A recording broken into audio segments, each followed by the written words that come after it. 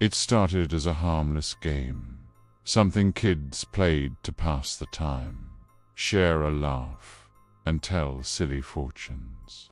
But for Mara, a quiet high school student, the Cootie Catcher she found in her locker wasn't a game at all. It was a curse waiting to unfold. It was the week before Halloween.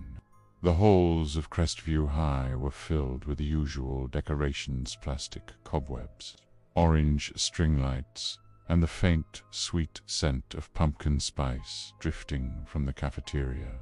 Mara wasn't the type to get into the holiday spirit. She preferred to keep to herself, usually finding a seat in the back of class with her headphones on, her attention focused on the sketches filling her notebook. That morning was different.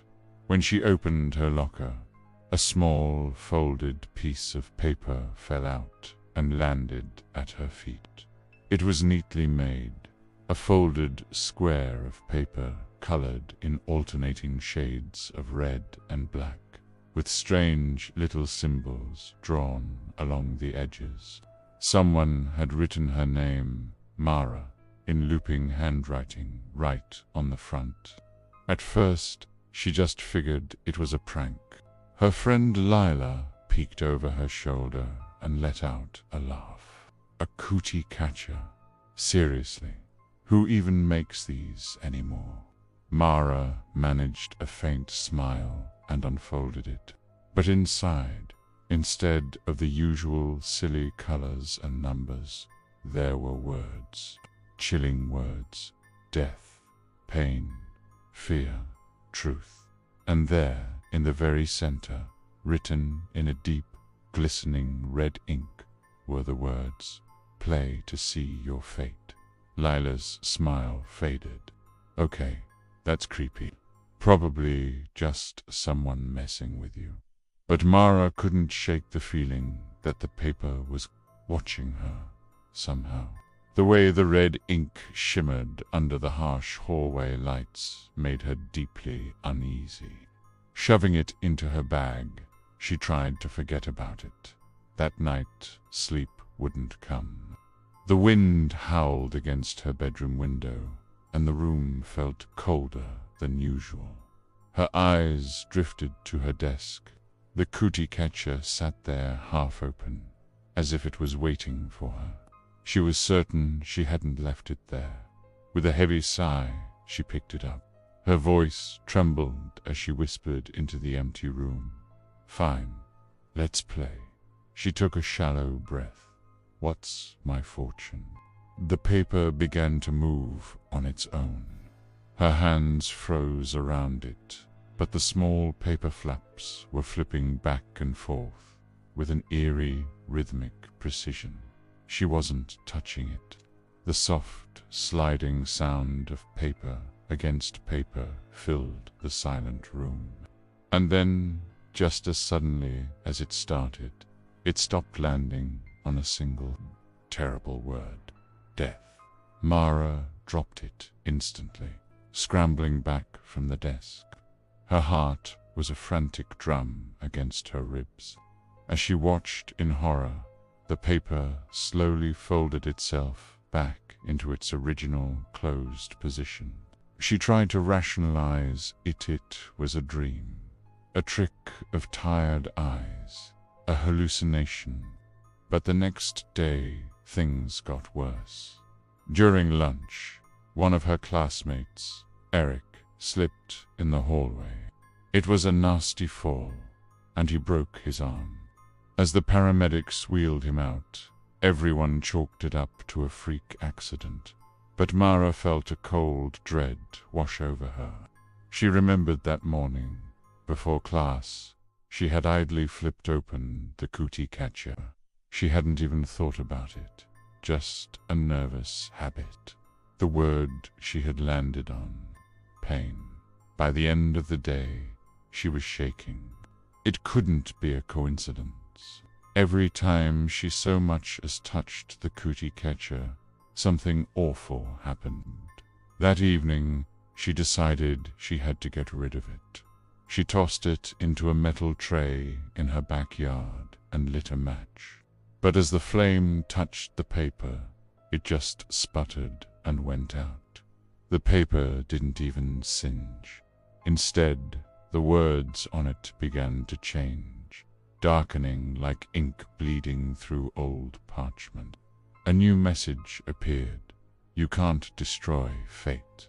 That night, she woke to the sound of whispering.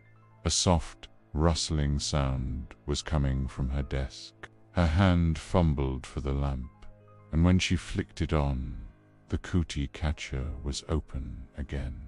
This time, there was something new written in the center. One more choice.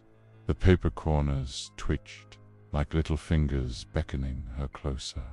Against her better judgment, she whispered, "What choice?" The paper shifted, the flaps moving to reveal 4 new labels: friend, family, you, and none. Her throat tightened into a knot. It was asking her to choose a victim. "I'm not doing this," she said, her voice firm as she shoved it off the desk. It landed on the floor with a soft flutter. But when she blinked, it was back on the desk open, waiting. "Choose," it whispered, though no mouth spoke the word. The voice seemed to come from inside her own head. Her breath came in shaky, shallow gasps. "No," she muttered, backing away toward her bedroom door. The lights in her room began to flicker violently. The air turned icy cold. Shadows stretched across the walls, contorting and twisting into grotesque faces, grinning, whispering, mocking her. "Choose, Mara," they all hissed in unison, "or it chooses for you." In a blind panic, she screamed the first word that came to mind: "None." The paper folded and unfolded violently on her desk, the strange symbols glowing a pulsing, angry red. The entire room shook as a high-pitched, piercing sound filled her ears, so loud it felt like her head would split open, and then total silence. When she came to, it was morning. Sunlight was streaming through her window, but her digital clock had stopped. It was frozen at 3:33 a.m. For a moment, she thought it was over. A terrible nightmare, but it was done. Until her phone buzzed on the nightstand. It was a text from Lila. "Did you hear about Eric? He's dead. The doctors said it was a sudden heart attack."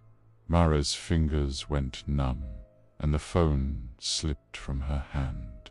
The word echoed in her mind none. She understood now, with chilling clarity.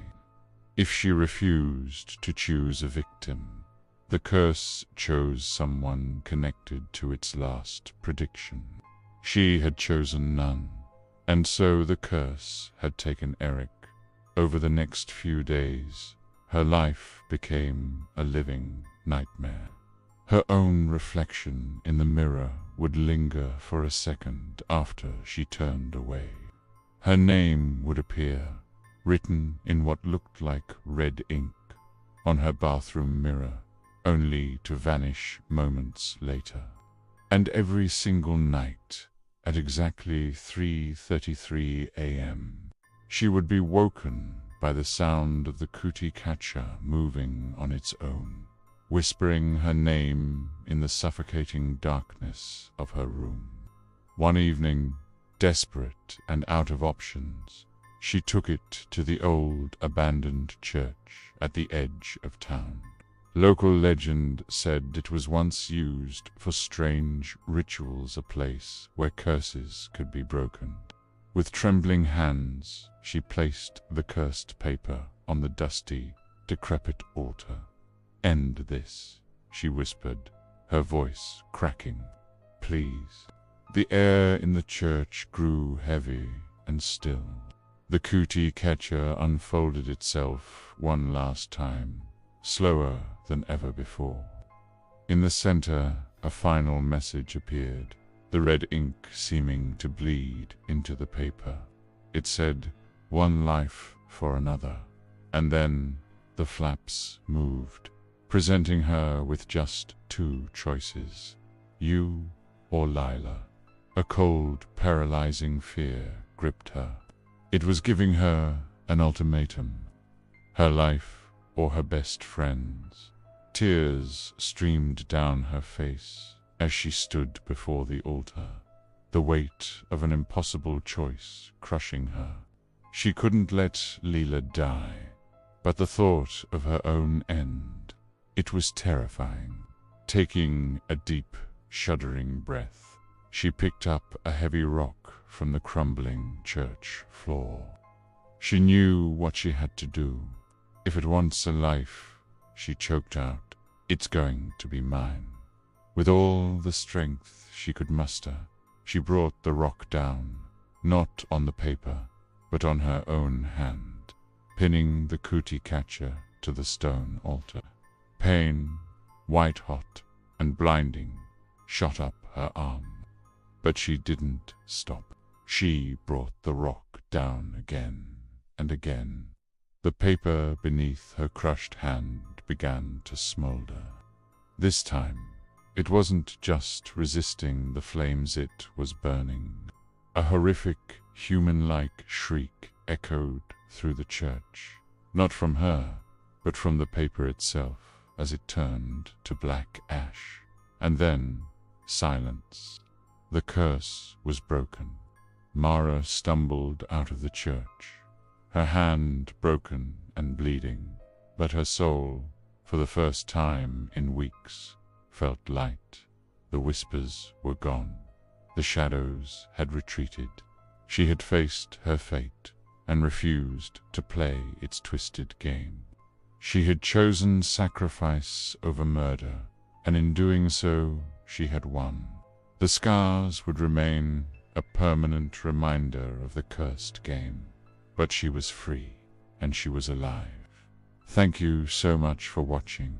If you enjoyed this story, don't forget to hit that like button and subscribe for more content just like this. Stay safe out there, and we'll see you in the next video.